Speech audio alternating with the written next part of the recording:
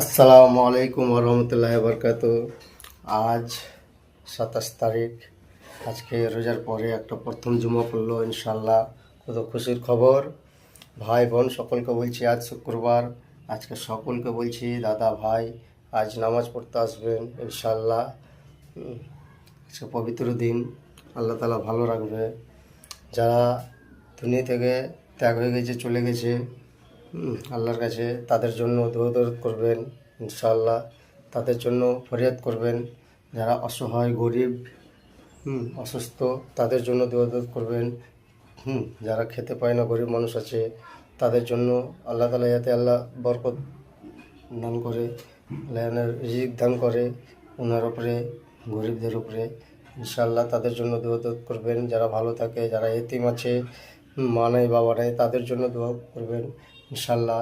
যারা যাতে ভালো থাকে, ভালো থাকতে পারে। আল্লাহর কাছে তোমরা সবসময় দোয়া চাইবেন, আল্লাহ যাতে গরিব মানুষ যেন সকলে ভালো থাকে, জীব জানোয়ার পশু পাখি যাতে সকলেই ভালো থাকে ইনশাআল্লাহ।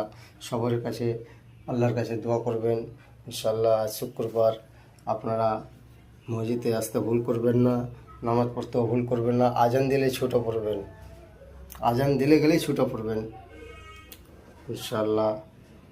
আমরা সকলেই পবিত্র দিন পেয়েছি আজকে শুক্রবার 27 তারিখ ইনশাআল্লাহ। কেউ ভুল করবেন না মসজিদে যাওয়ার জন্য।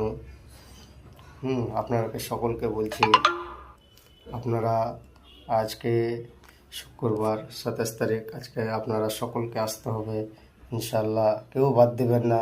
যত মুসলিম ভাই আছে সকলকে বলছি, আজ জুম্মাবার আছে, আজকে মসজিদের জন্য প্রস্তুত হয়ে যান যাওয়ার জন্য ইনশাআল্লাহ। আল্লাহ তাআলা ভালো রাখবে।